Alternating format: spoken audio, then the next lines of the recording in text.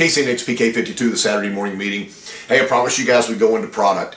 And I know over the next couple of weeks, your product's not exciting. But when you're dealing with a customer and they're price locked, you've got another manufacturer that's playing a giant rebate game, 0% financing for 72 months. I mean, those things, even though I was told early on in my career, they told me, price doesn't sell, interest rate doesn't sell. You know what? I don't believe that to be true, but let me act like somebody else knows something I don't know. It certainly brings people into the dealership. And if somebody else is doing 0 for 72 and we're not, or they're doing some kind of big giant rebate, then they're going to create traffic to their dealership. And then when you get that customer in, all you have to fight with is your product knowledge. And product knowledge has to be exciting, and it has to be real, and it has to be functional. So what better thing to start with than the Tundra? And you guys know in 2007, we finally jumped into the full-size truck market. I feel like Toyota kind of inched their way in. They had a T100. They came out with the very first Tundra. And these were trucks that really weren't as big as the big threes trucks. And, we were sneaking into that market. And then in 2007, we came in totally beast mode. So a couple of things I'm going to address today. A few years ago, I did a walk around on a rolling chassis. Since those things are few and far between now and I can't find another one, I'm going to replay that for you because it allows me to show you the front suspension. It allows me to show you the leaf springs and the Tri-Tech frame. So I want you guys to study that because remember, we built this truck to be the best half-ton truck that's ever been built in the world. One of the things we did with engine technology, and I'm just going to throw this out there in general and not spend a whole lot of time on it. In order to create more power in an engine, you have to add more airflow. The more air you add, the more fuel you're going to add, the better volumetric effect, which means it's just going to give you better horsepower and better torque. So Ford, the #1 competitor in our class with the F-150, they do giant numbers with that truck. They decided to go a direction of a smaller engine, smaller displacement for better gas mileage, and then in order to add airflow, they've turbocharged the engine. So they call that engine the EcoBoost. And that is actually a misnomer. When you're adding boost to an engine, the engine is not an eco engine. So the more airflow you're boosting into the engine, the more engine has to use gas. So while you're getting boost, it's certainly not eco. You've talked to people that pulled trailers before and got 11 and 12 miles per gallon in that 6-cylinder fuel saver because they're working the truck at the capacity of the engine. Engine produces a lot of torque and a lot of horsepower, and they've been very successful with it. When you're not boosting, then you have a 6-cylinder truck. So you got a full-size truck with a 6-cylinder. Doesn't make any sense to me. They've been successful with it. Their advertising campaign has been good. Well, we went a different direction. We went a normally aspirated truck. That means it breathes normally. But we also created an engine technology that creates lift. So we call it dual independent variable valve timing with intelligence. So 3 things it looks for. It looks for throttle position. If you hammer the throttle, you're passing somebody or you're really driving the truck fast, the computer knows what you've done with your right foot and it allows the cam lobes to lift, which is going to increase the ability of the engine to breathe. Obviously, it doesn't do it all the time. You create demand with your right foot. If you're pulling a big 5, 6, 7,000 pound trailer, the wheel speed's going to be slower based upon the amount of throttle that you put in the engine. So that mathematical formula, the engine goes, you got a lot of throttle, but I'm not moving very fast. We must have a load, either payload or a trailer, and it increases the volumetric effect of the engine lifts. In a 4-wheel drive situation, when you go low range 4-wheel drive, RPMs are the key. If you keep the RPMs of an engine up, then you can get through almost everything. When you slow a truck down or it bogs down, that's when you get stuck.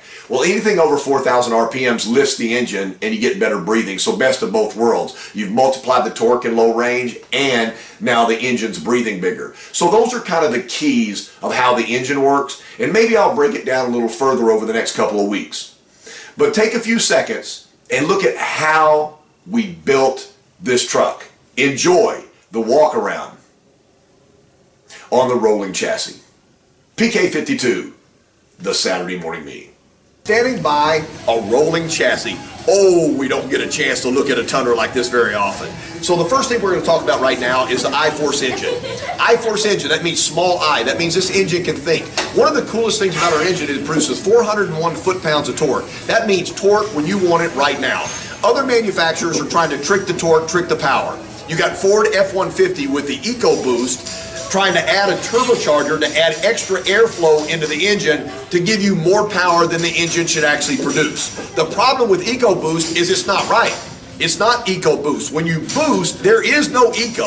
If you add air to the top of an engine, you have to add more fuel, so it should be called Boost No Eco. But I guess maybe that'd be too cumbersome for Ford. We got other manufacturers like Chevrolet and Dodge shutting half the cylinders down. It seems to me like if you're buying a full-size truck, you're going to use a full-size truck, a V8, why would you want it ever to be a four-cylinder? So I don't think that something that's going to weigh in excess of 5,000 pounds is going to run on four cylinders very often. But you do the math. We've got an I-Force engine. I-Force means it can think. What does this engine think about? The first thing it thinks about is load. If you add a trailer, if you add passengers, or if you add cargo to the bed of the truck, you have to add more acceleration to create the same dynamic of speed. By going deeper to the throttle and a lower wheel speed, the computer goes, oh, there's a load, and the engine lifts and breathes bigger and creates more torque and more horsepower. It does that on its own. Also RPM. On a four-wheel drive truck, when you slammed it in low-range four-wheel drive and you busted above 4,000 RPMs, the engine goes, I see we're off-roading. It breathes at a bigger level. Also passing.